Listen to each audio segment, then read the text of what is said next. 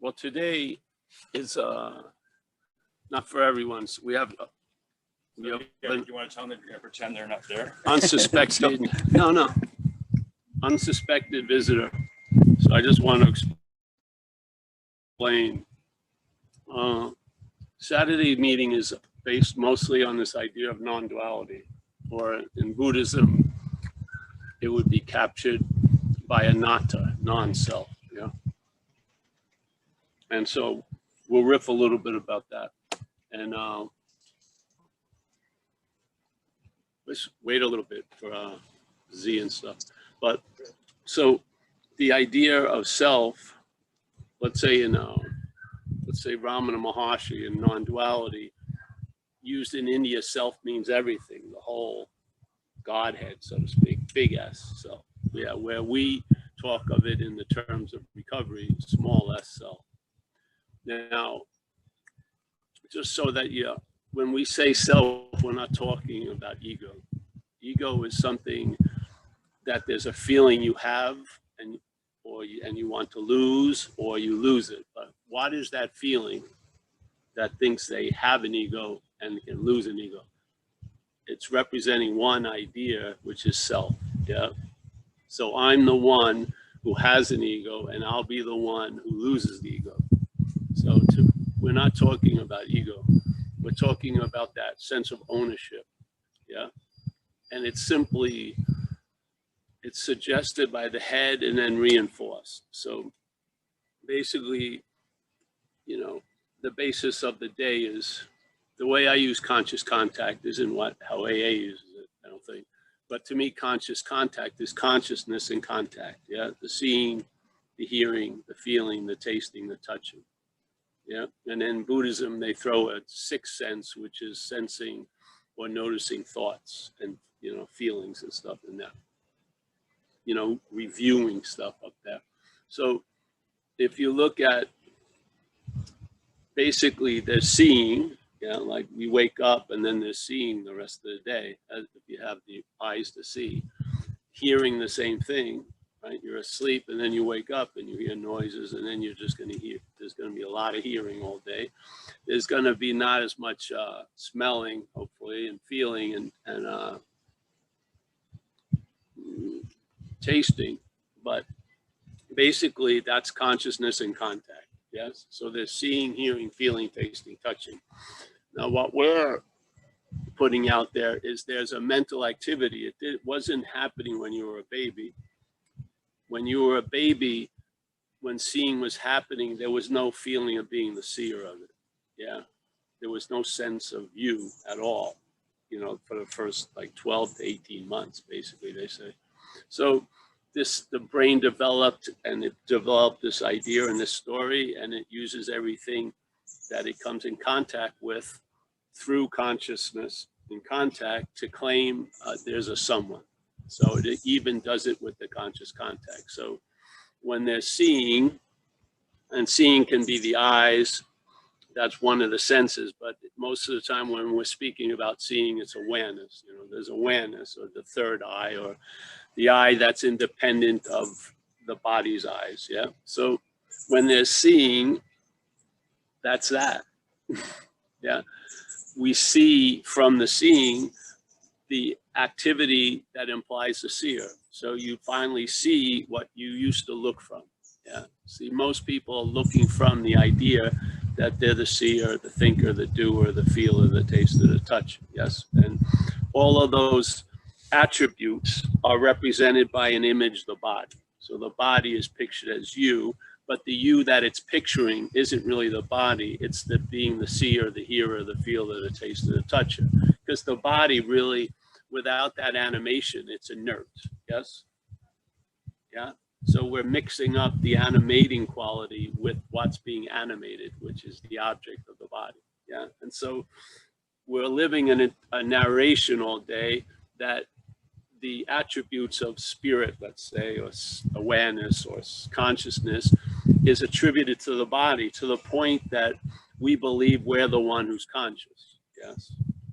As if we're something else, and one of the things we can be is conscious, but we are this body, and then I'm conscious. Yeah. Yeah.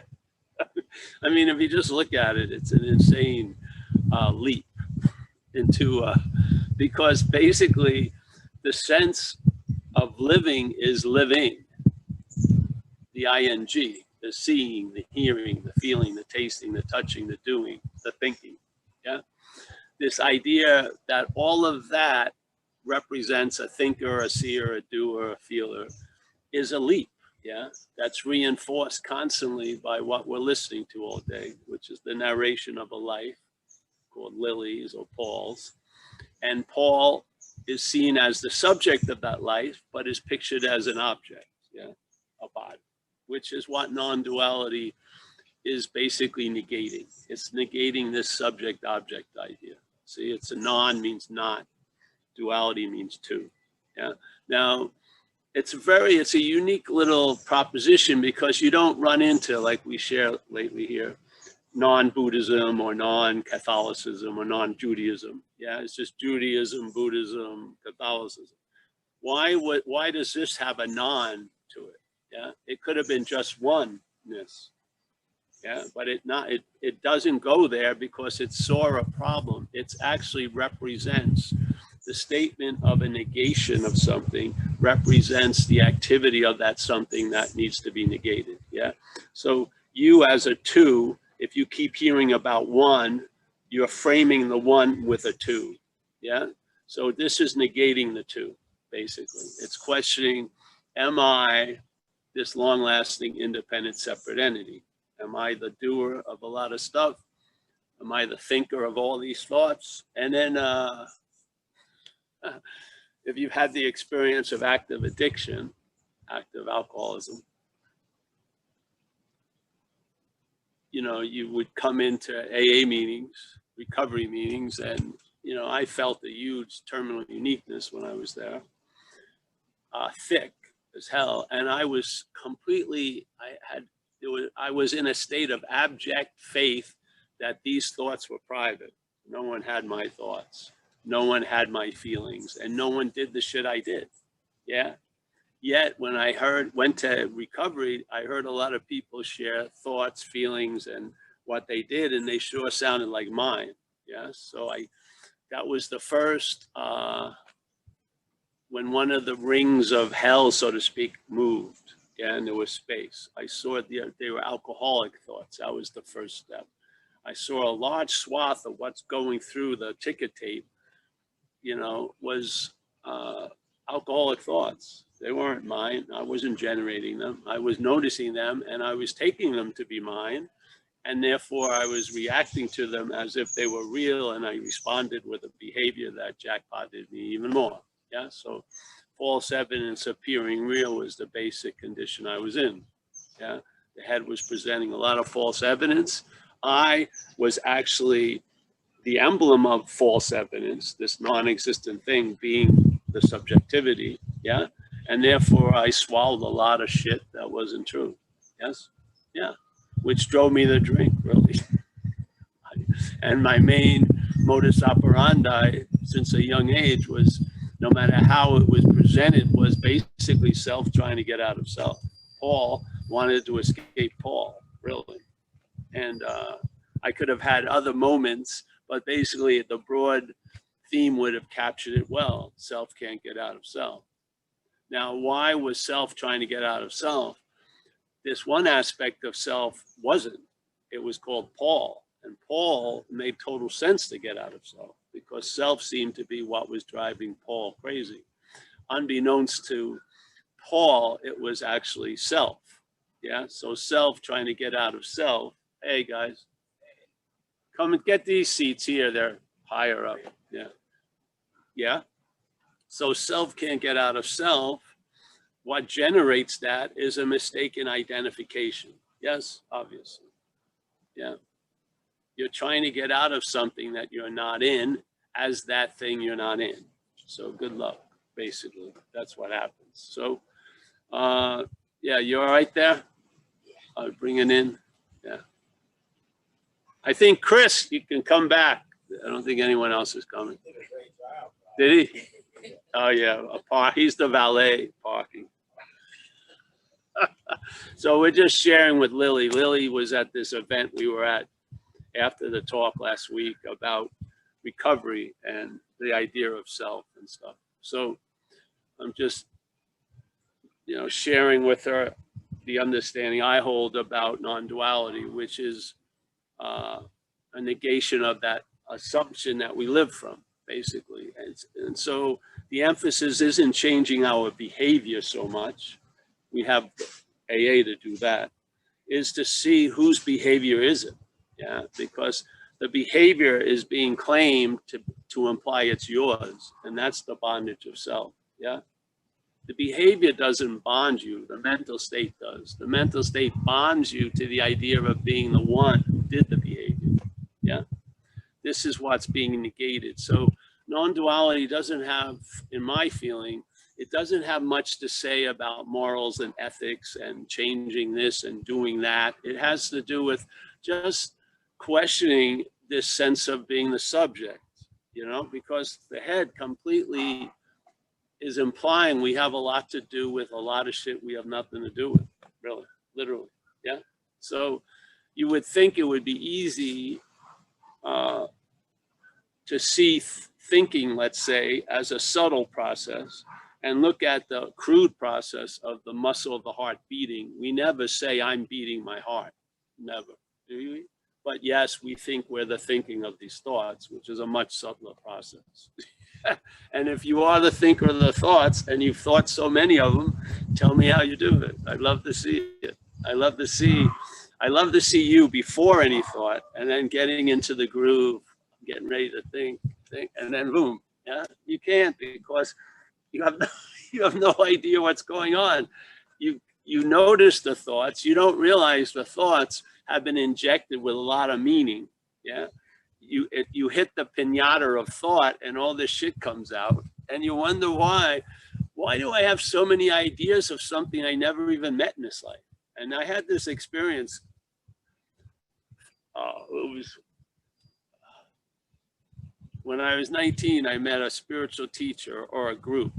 The guru was hiding in India, but his teachers came to America and we got initiated into a form of meditation called knowledge. Yes, I was 19 years old.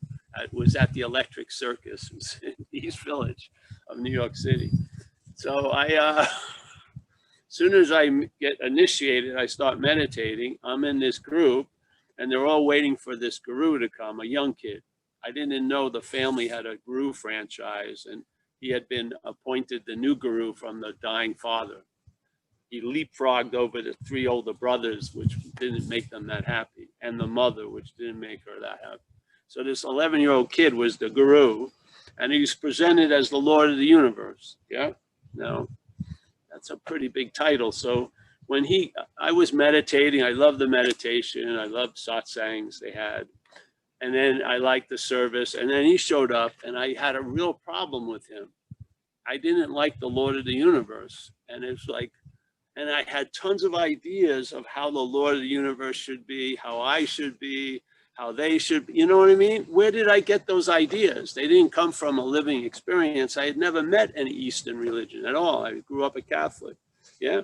But as soon as there was a meeting of a situation, tons of programmable downloads occurred and drove me fucking crazy. I was stuck in the old Clash song, should I stay or should I go? I wanted to leave, but who leaves the Lord of the universe? It's a very bad move on the spiritual karma Richter scale.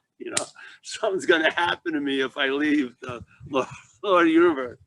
And the only way that I could give myself permission to leave basically was getting loaded again. So I started doing drugs again. And the funny thing is, I went back to a meeting one night of these people in Long Island. I hadn't been there in a couple of years and I'd gone pretty much down the tubes, not thinking I was, thought I had it going on, So I decided I could feel something terminal was, going to happen. So I wanted to re-engage. I went to the meeting and my head told me, you don't feel connected with these people. And on the way home, I stopped at a bar, went back to my sister's house, thought a big party had erupted at the bar. No one had showed up. It was freezing cold Sunday night. Drove back to the bar and I got run over by a car twice, which is hard to do. If you know, even if you worked at it, it's hard to do. So I got run over, and this is only after a few weeks of seeing my old Tai Chi teacher, and he told us the class that something's going to happen, and I get run over. So I felt like I left the Lord of the universe. I get run over twice. Oh, whatever. But you see, where did those thoughts come from? I had never met a guru, never meditated, didn't know anything about devotion and shit like that, but I had thousands of thoughts about it. Yes. Where do they come from? You're not obviously the originator of it. Yeah. You're what gets moved by them. Yeah. So it's almost like an algorithm. One thought shows up, ding, there's an interest in that thought, and then a fucking avalanche of thoughts come. Yeah. And then you get caught in this obsession with self. Yeah. Which is the bondage of self is this identification as the doer, the thinker, the feeler. The obsession with self is the ad nauseum devotion to hearing all this shit about you all day, really. This is the disease that drives us to drink, yes? And the funny thing is, self can't get out of self. So where's the relief from the bondage of self? It's not really after the bondage of self, it's before the bondage of self. And that relief is readily available at all times, right where we are, no matter what we think. Because all the requirements are on our side. But if you're willing to give up the ghost, there it is. Yeah, I got struck sober. I didn't get sober. I got struck sober. Something intervened, took out that radioactive isotope, and didn't leave me like that, because it would have regrouped probably the problem, but had me introduced to recovery that night. And I had no idea or interest of it. I hadn't thought about it ever. Yeah. And yet there I was, and matching that download with a way of life, it's extended for 33 years. Yeah. I've been sober without much effort or thought, because I haven't had a strong thought or feeling to get loaded ever since that moment. Yeah. Not bad for a solution. Yeah. And then, I mean, with that platform that sobriety gave me, I had the opportunity, you know, I wasn't trying to constantly pull my ass out of myself, and it wasn't on survival mode. I could entertain other ideas like Buddhism and stuff like that. And then they led me to this idea of non-duality. They didn't, but life led me. And yeah, more was revealed, like it says in our book. This power is going to constantly reveal to you and me a lot of stuff. And it did. I revealed to me, I was reading this sentence in the big book, page 64, because I had the privilege of leading a lot of fourth step workshops for a long time. And it's very, very clear. And the sense of self is this idea of being the owner of this living that's occurring, yes? So it said being convinced, which means to believe with certainty. Yeah. So being, like a present tense condition, being convinced, self, yeah, manifested in various ways, is what has defeated us. So he makes an incredible distinction between self and us. Yeah. Where most people are living with a very blurred distinction of self and us. It's very. So this was like a chasm in the Grand Canyon, never to be bridged. I saw self as other completely, which was, I didn't come to it by inches. It was just, other, like that. It wasn't like, oh, maybe it's other. I just saw it as other. Yeah. And it's never changed since then. Yeah. So I saw self as other. And then as soon as I did, a possibility showed up. What was that possibility? I can be free from it. Yeah, all right. Didn't stop there. More shit came in, and it told me in a flash, it was almost like a lighthouse spotlight over years of life in a second, like scanning very quickly. So let's say scanning 30 years, but in like a second. So the scan, and basically I saw in one form or another, I was trying to get out of self as self. I was identified as that which was defeating me. What? Yeah. And so that's never changed since that occurred. Yeah. So then I looked at, all right, well, what this program is asking me to do is to do an inventory on the manifestations of self in my life. Why am I calling them mine? Yeah. So if the major one, we're going to look at some of the common manifestations of this foreign activity. One of them is resentment, and then fear, and then harming others in the pursuit of what you want. So you look at the sexual arena. But yeah, so I started to see, yeah, there's resentments, but they're not my resentments. Yeah. There's anxiety. I found a huge difference between fear and anxiety. I don't feel most people are in fear. Most people are in anxiety, which mimics the sense or the effects of fear, but it's not fear. You're not responding to an apparent threat. You're responding to what's not happening, which is telling you you're going to be fucked next week, or you were. Yeah. And it has the ability to override now, like all day. It's amazing. Yeah. So I saw, all right. And I remember when I was led to do this inventory process of recovery, I walked in with my resentments and I left with my resentments. Yeah. I walked in with my fear. I left with my fear. I don't want to see that anymore in the community I'm in. I don't. I want to see people walk in with their resentments and then see that they're not their resentments anymore. Because that's where the freedom lies. Yeah. If you're identified as the resenter, you're going to have tons of resentments. Yeah. Just what happens. You know what I mean? You don't, and if you own the thoughts have the opportunity to own you. Yeah. A thought cannot ruin your day. Your thought can. Yeah. Your thought. A thought held as yours can ruin your day. A thought can ruin your day. Who's participating in that yours? Not the thought. The thought's a thought. Yeah.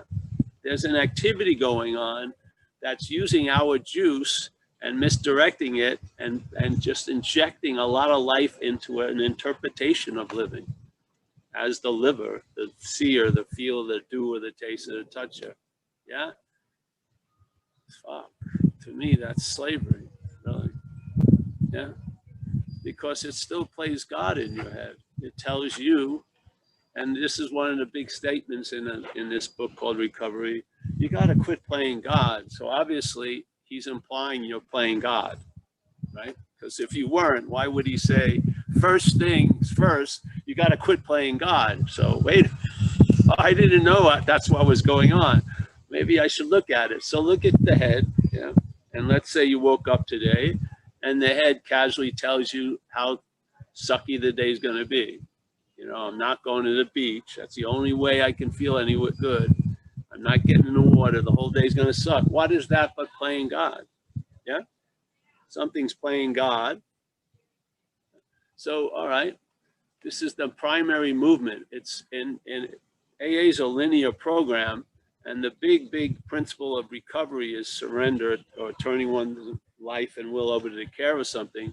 But it's preceded by something called first, which is quit playing God.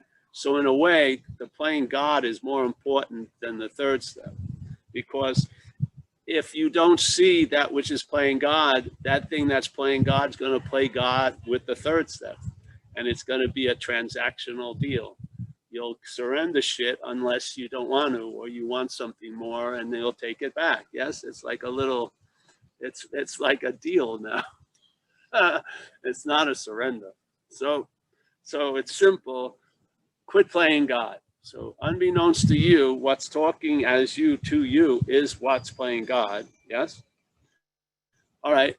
it now reads that sentence, and as that which is playing God, seen as you, it says, all right, I'm going to have to quit playing God. Now, watch what happens when that which is playing God tries to quit playing God. Isn't that playing God ad nauseum, ad infinitum? Yeah? It can't get out. It can't get out of the act of playing God. Because every move or any non-move it makes is playing God. So where is the relief? Not through that mechanism, but to see it's not your mechanism. That which isn't playing God, that which is playing God isn't you. Yes?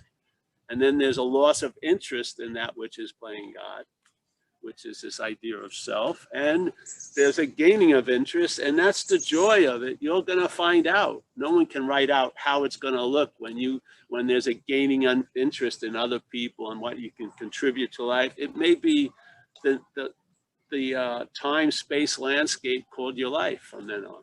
Yeah, you'll find out something is happening that you had no idea could ever happen. Yeah, and it's not, you're not the engine of it, you're not the source of it, you're not the cause of it. So it puts you into a very good posture for an action figure to be in, which is humility. Yes, you see something's doing for you what you can't do for yourself. You're not trying to put on humility like a cloak. You arrive at it by just telling the truth. You just see. Yeah, you see what's going on. And you see that something's doing for me what I can't do for myself. So let's just expand on what I can't do for myself. Yeah, that's it. So this is a diagnosis that I did not come up with. It came through. And since a long time, I've been putting it out into the community of recovery. And the effort of doing that, we got a website so that because I had already been neutralized in my own community here by being called Fourth Step Paul, Buddha Paul, Non-Self Paul. No one was really hearing me anymore. So I said, well, there's got to be people in AA somewhere that would be interested in this idea. So we got a website, zenbitslap.com. Probably a mistake career-wise, but it captured a feeling that I have. So the zenbitslap.com went out, and then people got in touch with me from outside of recovery, and I started to see spiritual addiction, yes, which is captured beautifully by a statement by Ramana Maharshi, the godfather of non-duality now. And he says very clearly, in a lot of different ways, and all the people who wrote about his teachings, he says the same thing in different ways, and it's usually prefaced with the problem or the greatest mystery. So it's a rather important thing. And he says there's this presupposing of a non-existent thing being you, really. Yeah. Yes. This is the non-existent thing, and it's being presupposed to be you, all happening in the head. And then being presupposed to be you, it wants to get salvation for the non-existent thing. Yeah, I want to be there to get the experience of my own absence. That's not available by the absence. Yeah. So he says, if this is the case, yeah, so he's just put out a fundamental statement. He's saying there's an activity going on in the mental realm.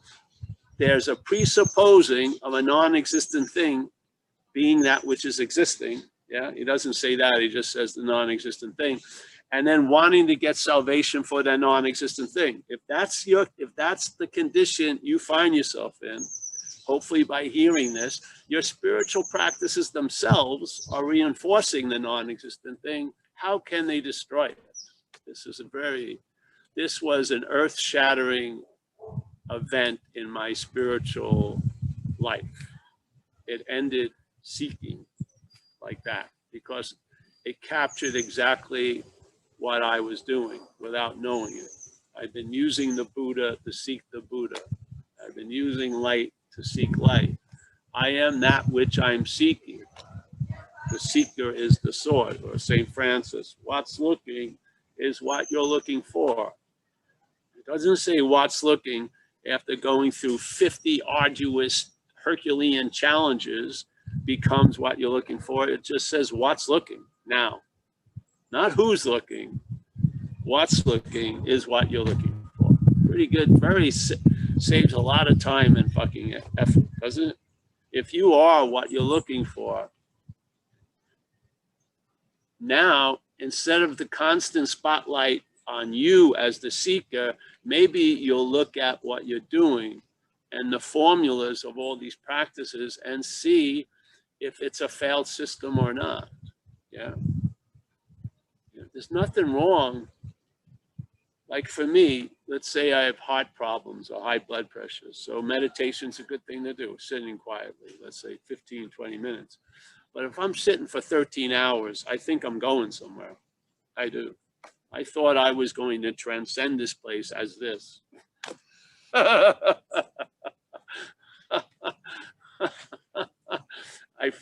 Thank God I pulled the brake on the emergency, at the bus, because I just didn't see it getting better. Yeah, because everything was just more. Do it longer, do it more, and it's just, to me, it's another form of slavery. So when I started going outside to different groups, I saw spiritual addiction as another form of addiction. I had a drug and alcohol, let's say, addiction as expressing through this, while people were expressing an addiction concerning spiritual seeking. Yeah. And so I would be there and they couldn't see it most of the time. You would share about the whole idea, and they'd been in like this one place I used to go to in North Carolina. They would bring you in, different people in on the weekend to give different talks. But these people that were there had been there the whole week practicing and meditating. So on Saturday or Sunday, I show up like a little gunslinger. So I'm sharing about this, and I feel like, pretty clear presentation. And then one of the people in the group says, can you give me an example of what you're talking about? Voila. Yeah, you've been here for a fucking week. Voila. So,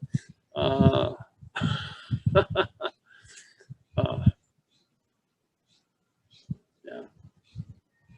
So these are just shoes we have. We just put them out. If they fit, wear them, because you'll have clear spirit behind you. You will. I mean, the big giant foot isn't going to step on you. Yeah, just see if things are true or not. Are you that which you're looking for? If you are, and this is the whole assumption of non-duality, is being ourselves reality. He says the greatest mystery, Ramana, is reality wanting to attain reality. And then the subplot that is being ourselves reality. That's why it's the greatest mystery. Being ourselves reality, we're using reality to find reality, because we're assuming we're not reality, because we're Paul, and I have a lifelong memories and fucking arrest, resume and shit like that. And yeah,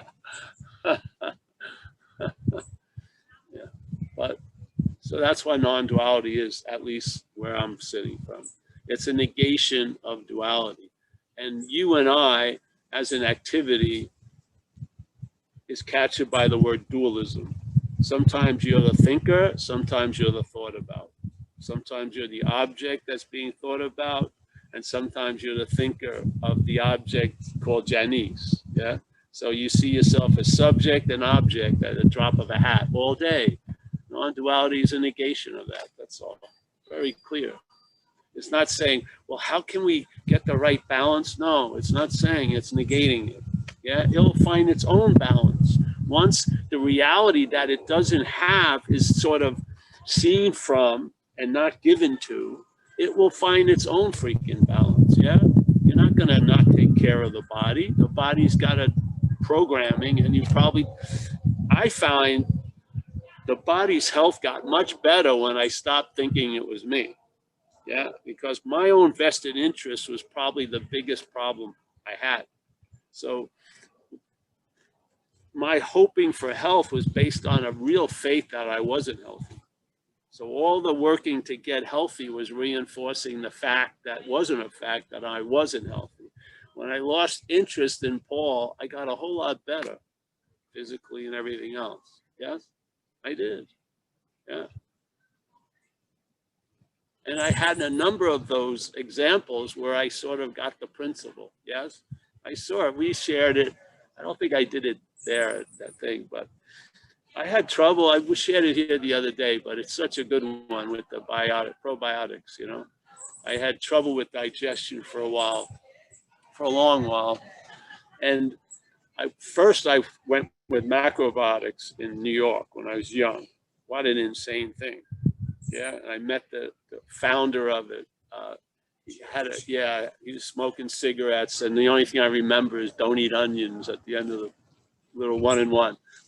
But I tried it there, and I would go in saunas and I would not sweat because I wasn't drinking any fucking water, just a bunch of tea. You could sit 220 heat blast, no sweating. So, but my attention was completely on my intestines. Just my head was just focused on that. It was hell, really. So later on, I got a little more relaxed, but I had a lot of trouble. So I heard about this new probiotic that came out that doubled the citizenry of the beneficial flora. Instead of like 12 billion, it was like 30 billion. So and you buy at Whole Foods, they little like, look like milk glass things, like 6 of them or 8 of them for 40-something bucks. So I buy it, you drink it, you know, I think once or twice a day. And after months, I spent thousands of dollars. I'm starting to see, I think I'm feeling better, but who wouldn't, you know? I don't want to be I spent $2,000 for nothing, whatever. And so I decided I'm going to get to the root of it. And there was a place called Smoky Mountain Labs back then, which was very famous. You'd send your shit, samples of your shit. They send up a little kit, and they send an application, and you write down what you want to have looked at. Yeah, parasite. Everyone's always afraid of parasites. So parasite, this. So I send it away. Can't wait. They get in touch with me, and I open it up. No parasites. Fantastic. Yeah. Then I look at 4th, 5th line beneficial flora. 0.000. Absolutely no signs of the beneficial flora. After I was putting in like 50 billion of these little migrants, beneficial flora into this very small area. How could there be no fucking sign of these things? Yeah. Then I got to the next paragraph. Mr. Hedderman, you have 2 forms of bacteria that love to feast on beneficial flora. So I basically was a caterer to these 2 freaking bacterias that could never get out of my body. I was bringing them the best shit for a year, all with the hopes that I was getting better, and it just made it worse and worse and worse. There's tons of those examples, yeah? And that's why in recovery, I'd be at a meeting and I would look at people and I'd say, you know, I could turn my life over to most of you and you would do better with it than I do. Because it's the vested interest is the dilemma. You're blind to shit because you're looking so fucking hard. Yeah? This is all the obsession and reinforcement of self through the identification as it. Yeah. And in AA, it's a simple step from self to us. It says it in one sentence. It's not like the book of self and then going through 80 exercises, you get to the book of us. No, it's in one sentence. Being convinced self manifested in various ways is what has defeated us. Which camp are we in? Even if there's an identification as self, it's based on us. Yeah? And there's no identification on us, doesn't take the us away. So the add-on is self. Us is the dominant. Yeah? And if I live my life claiming self's manifestations as mine, and when I report on a new sighting of a resentment, and it's always framed my resentment, I'm in the act of being identified as something. That something is manifesting through me, and I call its manifestations my manifestations. I'm not, the head is. And the story is, and all the things you're hearing all day is based on it. Yeah. So recovery, we have this 4th step inventory. People go in there with my fears, my resentments, and they leave with my fears and my resentments. Nothing looks at the my. Yeah. The biggest culprit of the resentment isn't the resentment, it's the mind. It's the ownership of it. Yeah. A resentment may last an afternoon, not 50 fucking years. It's got to be on life support to live that long. Yeah, 50 years of resentment in the wild, you never see one last more than a day or maybe a week or a month or a grudge, you know? But 50 years, like being given mouth to mouth every day, my resentment, you know, that's insane to me. And it's right out in the open. And I was in a group of people that were suffering on so many fucking levels and not seeing the basic root of the problem. And no one else was sharing one. So here you go. The act of being identified as self. It's an activity. It's not a fact. You never have been, nor will you ever be identified as self, but it's in the act of being already identified as self. In other words, it's basically a fact, bro. There's nothing you can do. So try to get out of it as much as possible. Really, that's what it does. Yeah. You never become self. The head says you already are self. And we believe that. And you know what? If you could never be self, there's huge possibility. Yeah. You already are self, severely limited possibility. If you see it from you already are self, basically the only possibility that I saw was getting out of it by any means necessary. So yeah, I'll shoot that fucking shit up. And I know the cops are going to be here in the 2 hours, but it still makes sense. I want to get an immediate relief, and I'm willing to pay any consequence tomorrow. What's going to happen? Because it's unfucking bearable now. So I'm going to shoot that dope, have a rush, and I'll forget self. Yeah. Very temporarily. Yeah. But it seemed to be worth it. When push comes to shove, at that moment, I would do almost anything to get a little relief from it. Yeah. Now I don't do shit to get relief. The internet connection froze for a few minutes, but I'll insert one clear phrase he said during that time. He said, what happens is spiritual seeking can really fail you, and that has incredible value because you might stop trying to become what you already are. Long or whatever for years, but it doesn't seem to and it's all based on that assumption. Hope either it's curious when you first hear it, but then you find out it's true. Yeah, which is being ourselves reality. Yeah. Yeah. So yeah, Mike, you wanna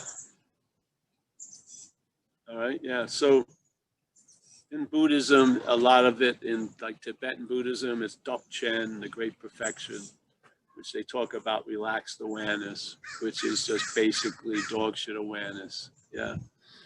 The assumption in here is that we are all awake, not as Lily or Paul, but as what we are. And yet, and in here, you can seem to be awake to that idea, that fact, which means it'll appear to be true to you, or it won't appear to be true to you. So you'll seem to be asleep to that fact, but it doesn't change the fact. Yeah. Yeah. It doesn't change the fact. The fact is, awakeness is before anything that could fall asleep. Tell you the truth. Yeah. Yeah. You got to go down the pike a little way to have that possibility seem real. Yeah. Yeah. So, and, you know, who goes to seeing classes? Do you? Seeing, you know, do you try to get more aware? you know, hearing, you know, no, because you have nothing to do with it. Yeah. It's just there. Thank God. Or none of the shenanigans we come up with would have any way to be noticed. Yeah. Because they can't appear on their own. They only appear to us. Yes. That would imply we have a big role. Yeah. Don't you feel? Yeah. Something like in AA, we have a big statement a lot of the time. People come in and they have the worst thing that ever happened to them. And maybe it was getting pulled over by the cops and going to jail. But a lot of people have the worst thing that ever happened to them. And if it's been a while since it was crowned that, it's sort of like a mental altar, and a lot of tithing goes to it. And that was the worst thing that ever happened to me. And then so you're in recovery for a while, and then the mind changes and you see the worst thing that ever happened to you as the best thing that ever happened to you. Yeah. You wouldn't have gotten sober unless you got pulled over by that cop and shit like that. Yes. So what was it? Was it the worst thing that ever happened to you and went through an incredible transformation to become the best thing? Or what? It's just basically neutral and you gave it all the meaning it had. Yeah. You gave it as the worst thing ever happened, and now you're giving it as the best thing ever happened. Yes. That's not a rare occurrence. That's all day. All day, that's what's going on. Yeah. Unbeknownst, because see, the myopic obsession with the idea of Paul, we miss out on the real role of production in the dreaming we play. We are the dreaming. It's a huge position in the dreaming. To be the dreaming of it.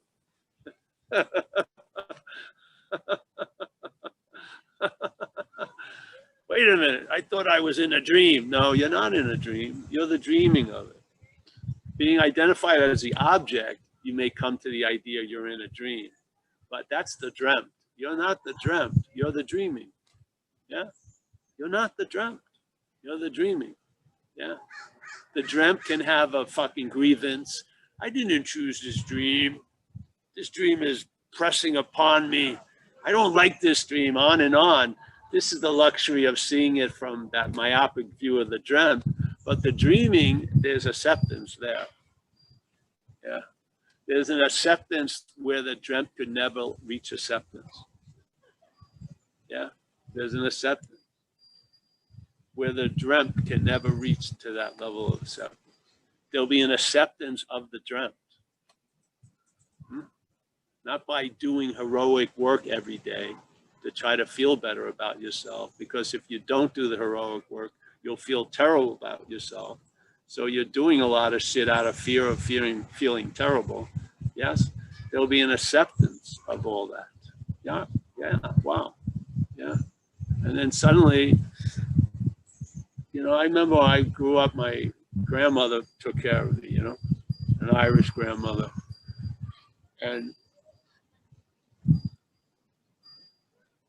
it sure felt like unconditional love. I didn't have many ideas back then when I was 4, 5 years old, but I felt a lot of love for my grandmother emanating from my grandmother. And a lot, and acceptance was the norm, really. And then the head got active and accepted. My grandmother died and stuff, and acceptance was withdrawn. Yeah. And then it became like a commodity I'd have to win by performing well. Yeah, go up to the court every day and show them what I've done or something. And then maybe they give me a little bit of okayness. Yeah. But most of the time, it was never enough. Yeah? And for years, I didn't feel the driven wasn't because I wanted to arrive somewhere. I wanted to get away from something. And then I came into recovery, and the first real relief was this idea that it's a disease, that I didn't do it volitionally. Yeah, my behavior was based on having alcoholism, and it went deeper. I realized that I wasn't a doer, and actually there was a foreign agent in me. I like to use the imagery of it like a parasite that was using me basically as a form of expression. Yeah. And that gave me a little relief. But with the idea of non-duality, that urban renewal project called Paul was canceled. And acceptance, just like my grandma, that field I had with my grandmother showed back up. It took me a while. There was actually no need to put a name on it except to share it at talks. But there was an acceptance not coming from any source for this action figure. And by that acceptance, I could see how much there was like a withholding or a lack of permission by this thing that was playing God on my ass. Yeah. Yeah. It was really like a slavery. Yeah. You're never going to be enough, but you're all that you think about. It's just a weird dynamic. Yes. Yeah. So to have that, it doesn't end, the interest leaves it. Yeah. You're not that interested in its playing God, really. It still plays God, but the theater is somewhat empty, so to speak. Yeah. So you hear it like a radio in another room, but you're not in a great devotion and listening to it. You're not. And what causes that devotion and listening to it is the identification as it. You wouldn't be interested in Stanley's shit as much as your shit because it's not Stanley's shit. It's your shit. Theirs is. Yeah. It's not shit that's bothering us. It's our shit. Yes. It's, come on. You got to see the extra weight that brings. Yeah. Yeah. So people try to get out of self as self. That's been shown not to work. Why it continues is self isn't seen as self. Something's called self, but the other aspect of self is called Paul. And Paul, it makes complete sense for Paul to want to get out of self. Yeah. And he'll use drug addiction, he'll use this, he'll use spiritual practices, he'll do whatever he can to get out of self, unbeknownst that it's identified as that which it wants to get out of. How is it going to escape? Yeah. From something as that something. It's just a, I mean, if it doesn't hit your mark, you'll be impelled maybe to get a big smoothie today. I don't know. But for me, I came to satsangs like this and things fell apart. Hallelujah. Yeah. When they said that, hey, events are done, you know, deeds are done, events happen, but there's no individual doer thereof. Wow. Yeah. There's a lot of thinking, but who says that there's a thinker? Yeah. Stuff like that. So before it was about changing my thinking, you know? Yeah.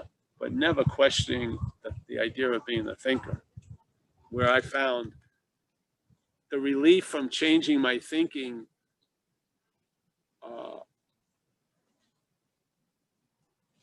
there would be a modicum of relief, but a lot of work, where seeing that I'm not the thinker doesn't demand almost any work.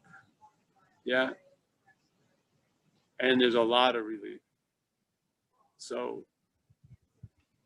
it's just like there's like an efficacy, like just when I used to do drugs, I was introduced to cocaine, I snorted it.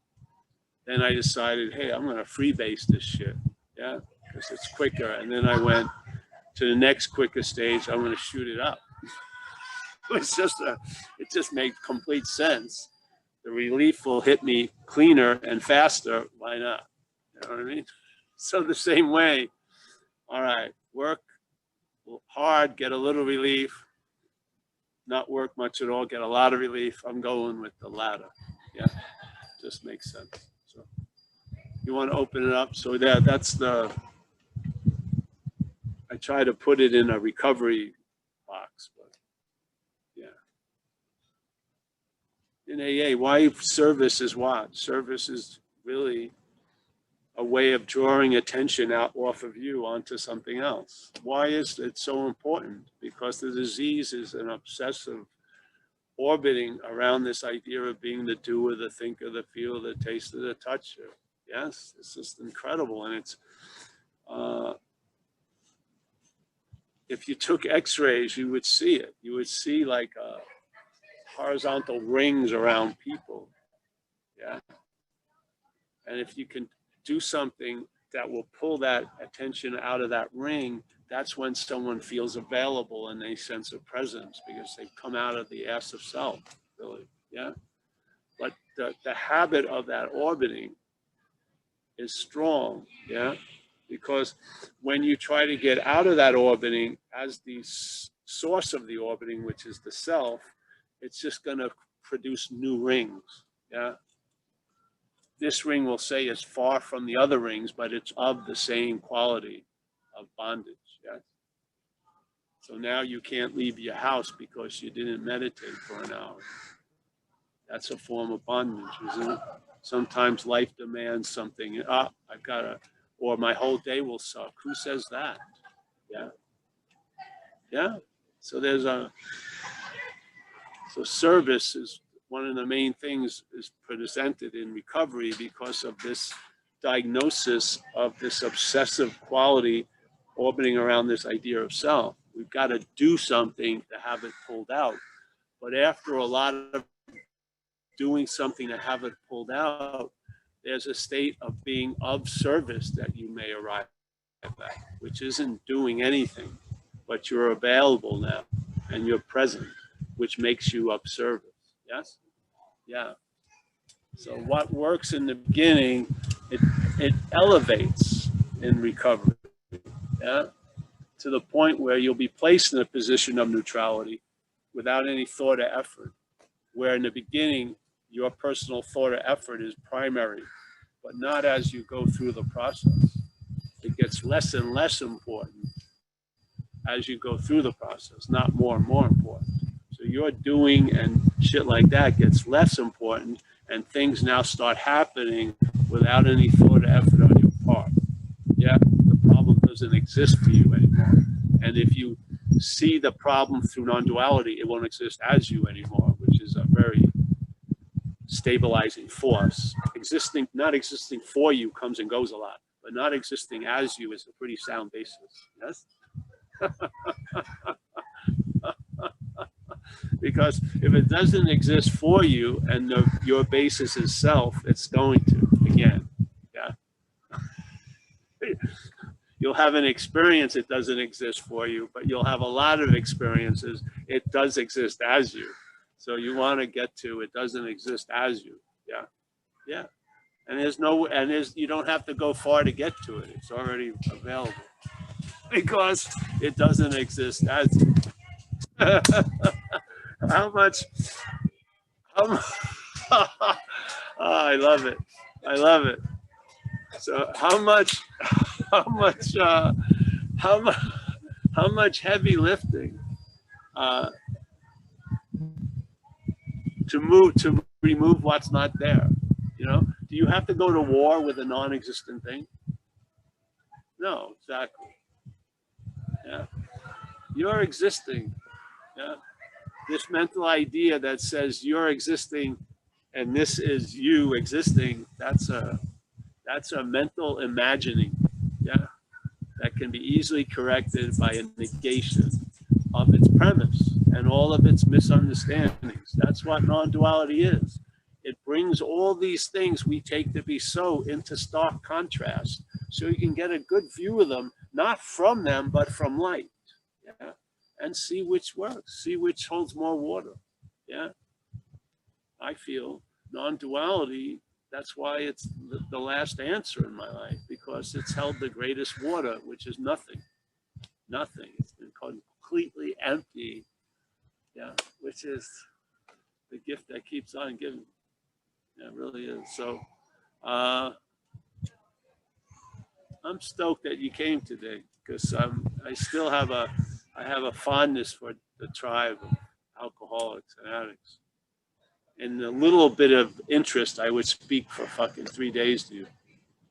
Just a little, because the dilemma in recovery is the disease talks to us as us. And your lack of interest in the solution is coming from a defensive strategy of the disease. The parasite doesn't want you to get well. It doesn't. So I've never seen the amount of disinterest in something so needed by so many people that I do in recovery. People really, really need it, could give a fucking care less. Yes. I just watched this thing. I saw it years ago, the meth epidemic. I saw it years and years ago. I think it was done in 2005. It was on Frontline. I was looking on YouTube and I saw it. So I was hoping it was an updated one. And I put it on the biggest screen. So Amelia's not here in the living room. And I started watching it. And this guy who was a cop in Portland, he decided to start taking like before and after pictures. So these people started getting arrested young on crystal meth, and he had pictures of them. And then they got arrested on crystal meth like 5 years later, 3 years, 10 years later, and you could see the after. And what the fucking shit happened to them? They looked like 30 years older. Unbelievable. Yeah. Something coming in, and it isn't the crystal meth. The crystal meth is used to amplify this self, this bondage. Yeah. And what unbelievable, the pictures, incredible. All that's, and you know what? You could play that on a screen in a rehab. Fucking the next person seeing that, 20 minutes later is getting loaded on crystal meth. Mind-boggling. You would, you know, being sober, I'm like, what the fuck? That should be more than enough. No, it ain't. You know what I mean? Amelia's here. She's not she doesn't have any problems with addiction, so to speak, with drugs and alcohol. She had a strong belief before she met me that no mother would give up their son or daughter for drugs. You know, the motherly instinct would override any of that desire. I said, well, I beg to differ with you, honey. Come with me to some meetings. And then she started hearing the stories about what women addicts and alcoholics had done concerning their children. And she was like blown fucking away. I said, yeah, exactly. This isn't about will. It's about a hostile takeover. Something is living through you. Yeah. Yeah. And I see, that's like a flamboyant little streak, crystal meth. Maybe selfing went a little too far. Well, let's rein that back in. You know, we don't want to get too much undue notice, but the bondage of self is fucking way beyond crystal meth effect. Shit. Every second of the day loaded with heavy weight about what's not happening and trying to react to imaginary foes and fucking conditions and circumstances, living in a fucking dream world all day. Yeah, no. Crystal meth can't do that justice, can't. The bondage of self is, yeah.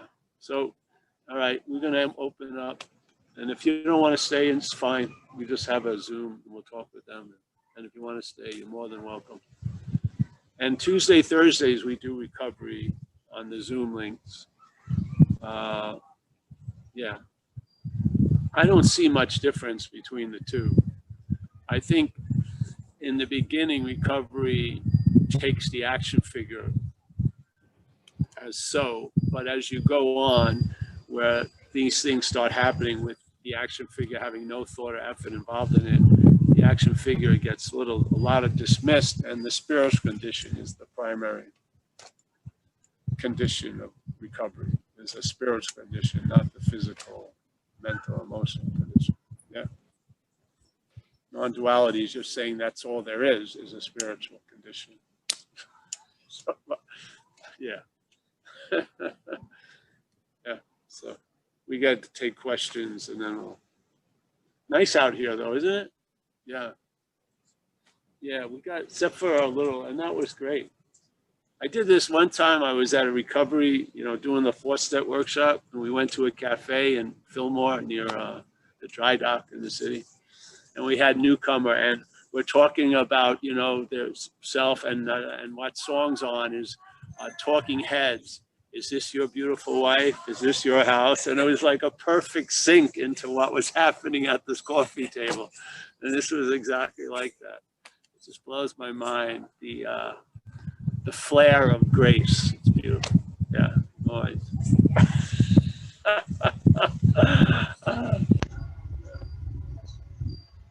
Yeah. Excuse me, I'm moving this over by him, but while you're asking a question, I'm going to have it next to you. Oh, sure. So,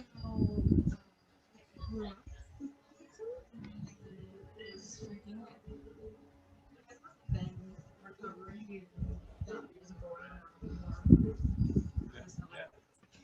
the first round, the first time exploring this stuff, non-reality, non-self is basically just and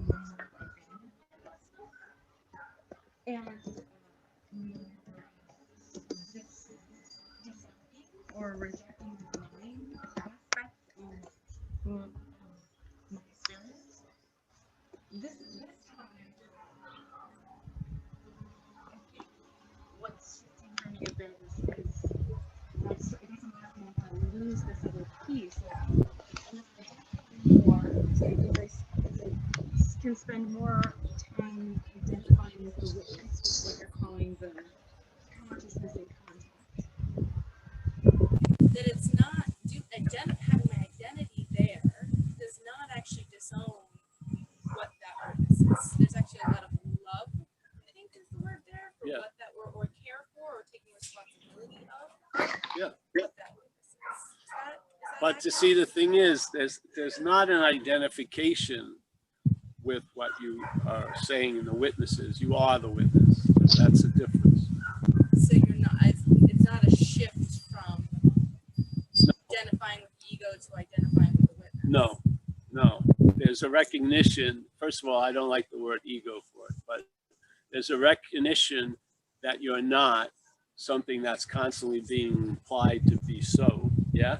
And then that's what you are. It's basically the seeing of what you're not. So the awareness of what you're not is what you are. You don't have to be identified as it. Yeah. It saves a lot of steps. So this is a seeing of what you're not. And now there isn't like this nebulous you that's up for grabs. And now the consciousness grabs you and you're on its team. No, you are that.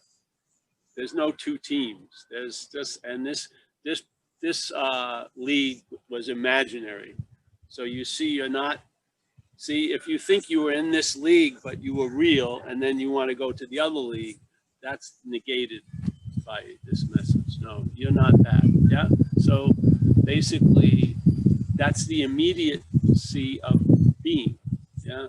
There's no, as soon as you see, you start, see, even when you were seeing what you're not and you were taking yourself to be that, you were still being that, what you are. Yeah, there's never been a loss of that. What happens here is attention and interest sort of lends weight and color to the dream. Yeah, so if you're believing that you're the dreamt, the dream, it does something to the whole event of the dreaming. Yeah. If there's a loss of interest in that and there's more interest in the dreaming, that allows you to travel lighter through the world of the dreamt. Yeah.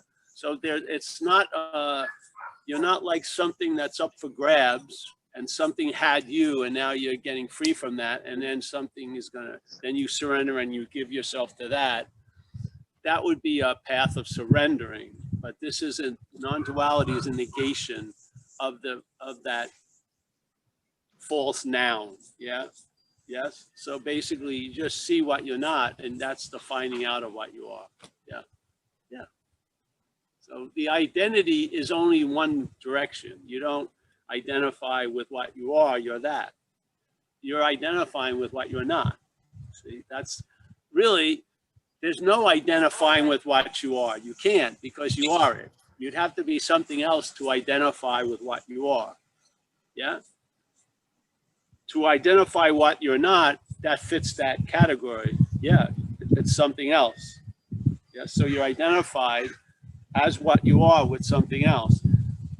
When that's broken, there's no something else. That's what you are. Yeah. Yeah. Yeah. So identity is one, it's one direction. It doesn't go the other way. Yeah. The act of being identified is an act. The picturing it as something is on the side of the identified. There's no picturing it as anything before. It's just an act of being identified as self. Yeah, yeah.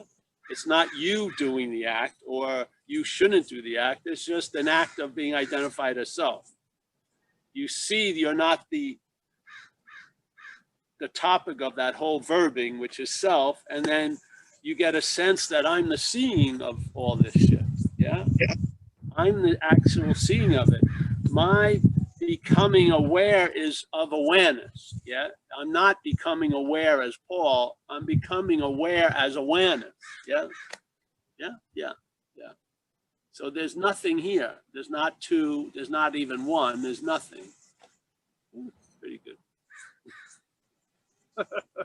So yes, so that's the point. And the head, let's say, what you were describing, non-duality, was that which was identified using the idea of non-duality to do all that kind of shit. Yes, yeah, that wasn't non-duality. That was the head being introduced to non-duality, using its idea of non-duality to, oh, no, you know, whatever. Yeah, that had non-duality is a no thing. It's not doing shit. Yeah, yeah.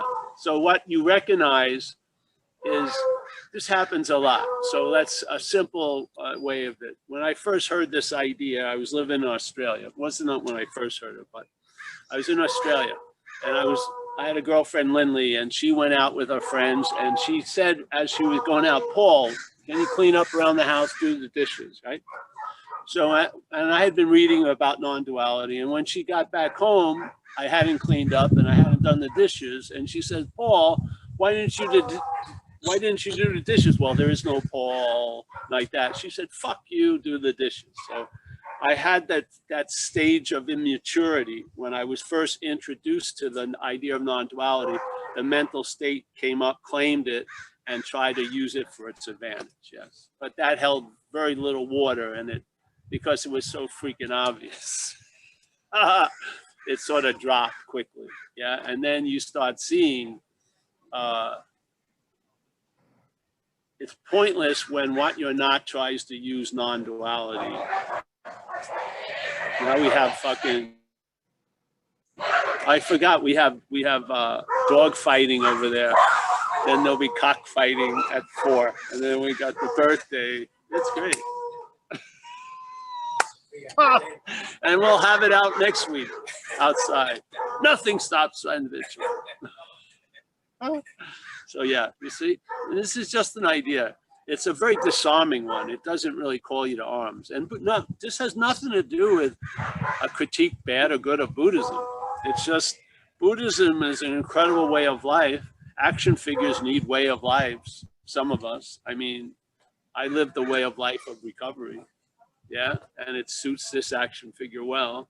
I follow the suggestions, they turn into habits. I have some principles that have cured the ills of the action figure. Yeah. Now, non-duality is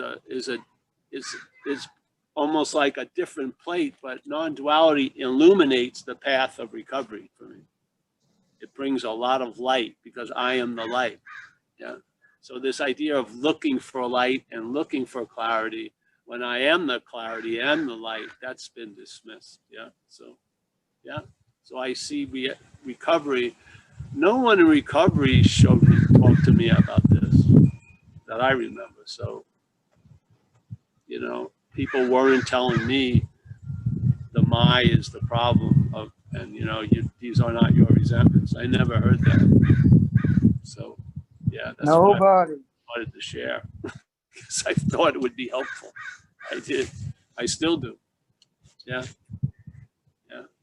Because I've never seen anyone who you know, you can drop an alcoholic into heaven and it will be hell in a day. I mean, the alcoholic mindset can produce some exquisite suffering out of nothing. So any relief that's available, I'd like it to be made available to the people in the program. Yeah. Yeah. The layers of the onion at the third step workshop, like so a newcomer said, like we gotta just keep it simple, and you were like, that's fine for the newcomer, but like, Yes. like as you see, so you like there's a lot of layers. Yes. Well, the layers become less and less crude and things, and to keep it simple, let's say, is all right. So now you have a simple way of life, but everything that's being done in that simple way of life is being used to imply the doer. So there's still bondage there. The simple way of life isn't going to reveal the underlying causes and conditions. It may make it easier when they are revealed to have some change, but I practiced a whole lot, and I never came through Buddhism and a lot of Vipassana, and it never led me to this idea. Yeah. So I think, keep it simple, but the problem's nature is not of simplicity. It isn't. It's complex. Yes. Yeah. So yeah, I have a problem with that for sure. So we're not supposed to identify with the disease, but we still need to work through the layers of the disease. I'm not saying you're not supposed to identify, just tell the truth that you're not that which is identifying. I don't believe you're identifying. The mental state is stating as a fact something that could never happen. It's constantly implying you already are a self. Yes, if you listen to it. There's a simple statement by Huang Po, a great Zen master, which says, whatever can be perceived can't be perceived. Yes? Now, put that there and then listen to your narrative. The narrative is based on the exact opposite. Not your narrative. The narrative of the head is that which is perceived, that can be perceived is what's perceiving. Yes? When they're seeing, don't you feel like it's you seeing? Yes? And how is that you pictured in your memories as a body? Yes? When you're thought about as a body. When you're remembered, you're definitely remembered as a body.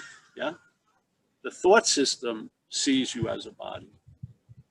That's the assumption. So the whole assumption of that which we're listening to quite a lot during the day is that the perceived is what's perceiving, which is completely opposite of what Huang Po said.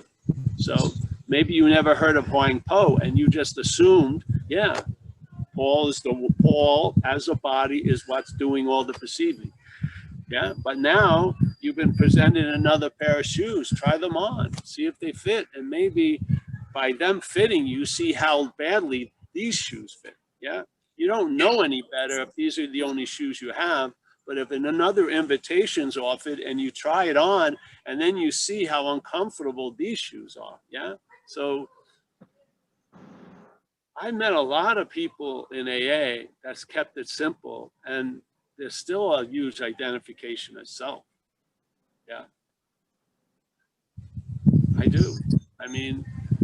So yeah, if it can be great keeping it simple, then keep it simple. But I think the head has a field day. Yeah. So there you go.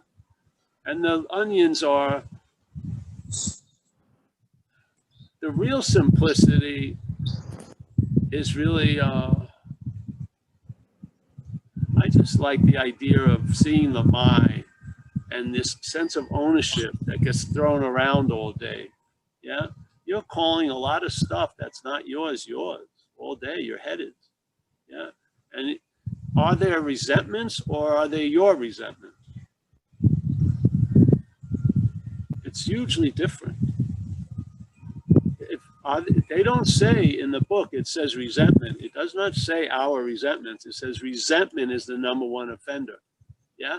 How is it the number one offender? My resentment. That's how it goes up the fucking charts. A resentment is a resentment, but when it's your resentment, it's a different fucking beast. It's that simple. Yeah. I can feel scales of living, and I felt the weight of mind. Yeah. Part of the seeing almost has a lot of shit gets brought to these scales, and I can see it, and then I can see it get so much heavier, and I can see what's being added onto it to put the weight on it. And I'm telling you, it's this feeling of mine. Yeah. Resentment, my resentment. Fear, my fear. Unbelievable. That's incredible. Yeah. Fear, really, it's my anxiety. Yeah. I don't think, I have been scared maybe 20 times in my life. Fear, adrenaline, everything. Yeah. People are living through like mini electrocutions, all produced by mental anxiety, and a huge faith in the mental anxiety. Yeah. They have faith in the thoughts. Why are those faith? Why is there so much faith in thoughts? Because the health is yours. Yeah. There's a huge amount of faith in you as being this long-lasting, independent, separate thing. Yes. So this is an activity. A simple life may not bring that into stark contrast. You won't see it. It'll hide it. It can hide right out in plain sight. It can hide out in the rural areas and in the urban areas. It can hide. It hides out in fucking temple sites. Yeah, and up in fucking corporate buildings. It doesn't. A simple life is not. It'll disguise itself in there for sure. You don't see the act of being identified as self. You don't see it until you do. Either you hear about it, either you have a traumatic experience, a white light event, something. Most people never come out of the trance. Yeah. Simple, complex life, it doesn't matter. There's a bondage to an idea that the object is the subject. And this is what non-duality is negating. Yes? It's not negating a simple life or a busy life. It's negating the one that's assumed by the claiming of any life. The simple life will be used and be claimed by the mental state to imply you. A complex life will be claimed by the mental state to imply you. It doesn't, simple, complex, it doesn't fucking matter. It's gonna, whatever you bring it into contact with, it's going to claim it. Yeah? Yeah, so, yeah. Yeah. Doesn't matter, it's in there. You can serve the spirits as a being. Yeah, you see it. See what works for you. Yeah. Yeah. Yeah, now that you have a question. What? Oh, yeah? Yeah, just tell me what he says.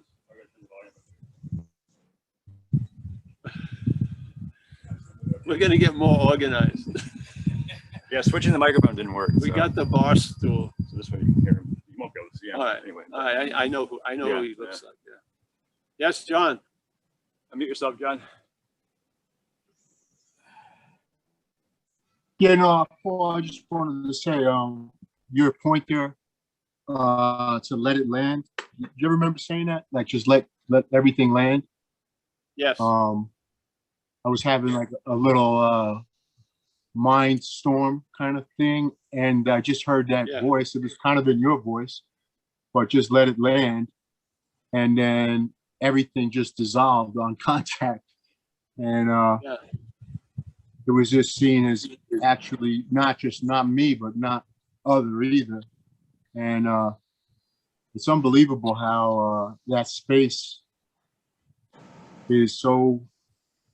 It's like you were talking about your grandmother being that unconditional love or that's acceptance. That's where that is. It's it became so clear that that's not in the person. It's not in the mind. I can never come from that. It comes from that.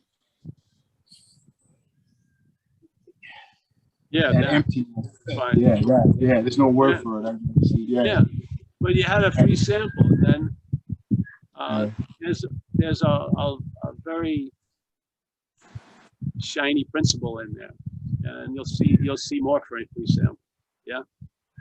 Yeah, if you let things have their 5 minutes on the stage, they're not going to be like a mini series. They just come to go. Yeah, it's our not wanting them to land that has them hovering all the time.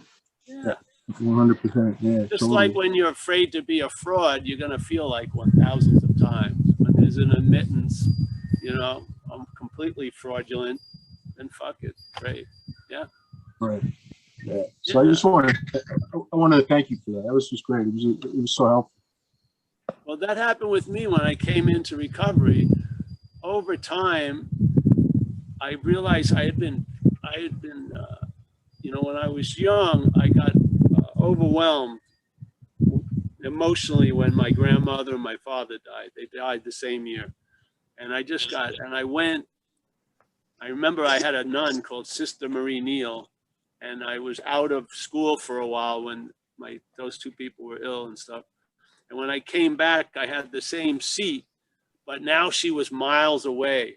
When I looked at her, something had just gone into the fucking catacombs of the head. Yeah. And I was only listening to my head completely. And so from then on, a lot of shit that I thought was real, I try to make as unreal as possible. And the best way to do that, so I was never surprised by someone bringing me a feeling, was to have a feeling all the time by being loaded. Yeah. So as long as I was loaded, when that person who I really loved left me, I wouldn't feel the whole impact because I have this shield of loadedness. Yes. Yet you die behind it. See, there's a huge cost, but the way it was explained to me, you got to protect yourself from these fucking at all costs. Yeah. So I came into recovery and I started to let all these things I was trying to make unreal my whole life real. I just let them be as real as they wanted to be. And they showed me their unreality. I had given them a reality by trying to make them unreal. Once I let them land, I'm an asshole for sure, fraud and all this.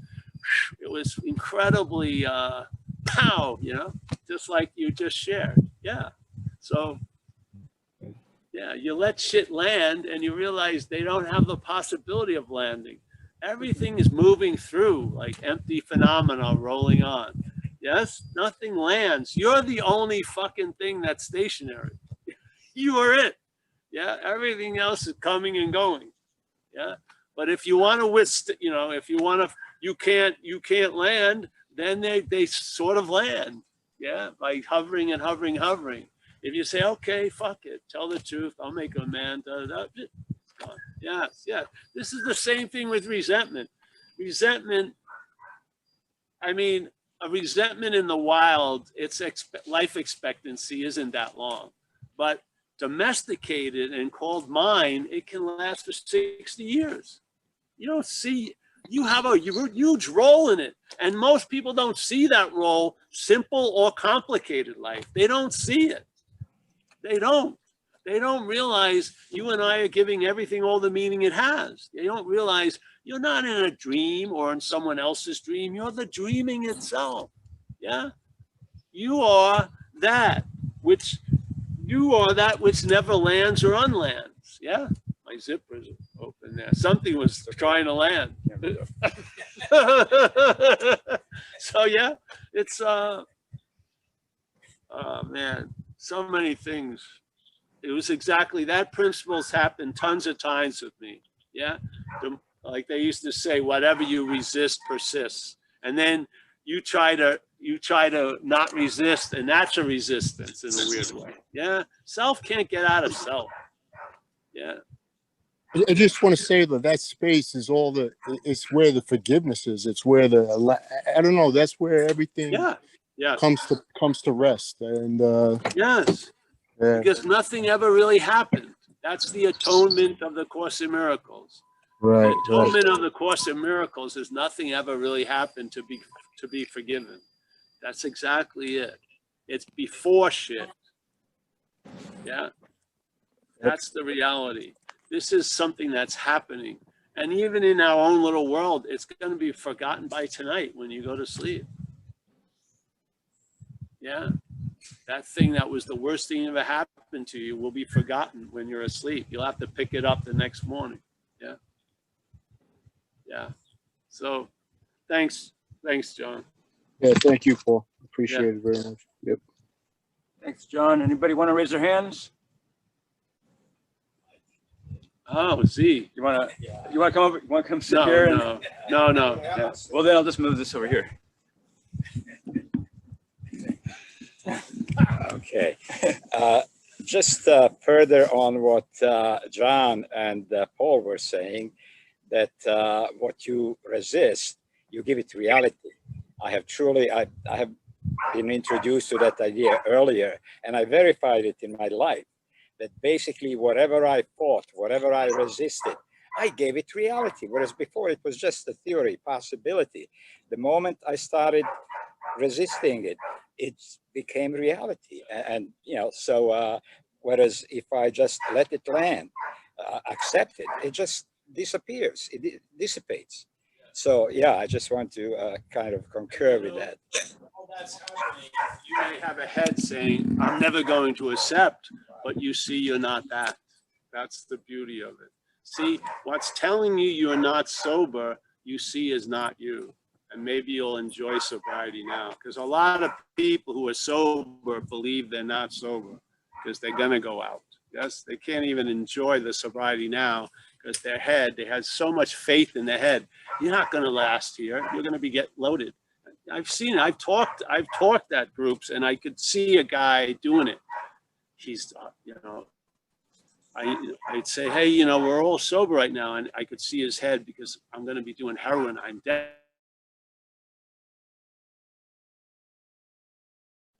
Anyone else?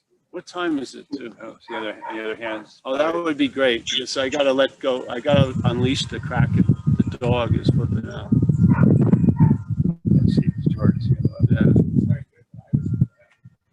Was she? Yeah, I can't handle. She's a handful. So no last call hands? Oh, fantastic then. Great. Can we say goodbye to everyone? I missed that. Yeah, it's hard to see out here though.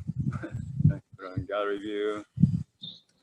Hey, yeah, if anyone wants to donate, Chris, make sure no one leaves without a lot of cash. Hey, everyone. Nice to see you. Yeah, I can see Stefan, and I can see a lot of you. Hold the right side. Mic shut off. Oh, nice to see you all. Oh, there's my friend from Dover, New Jersey. Nice to see you, Tarek. Everybody,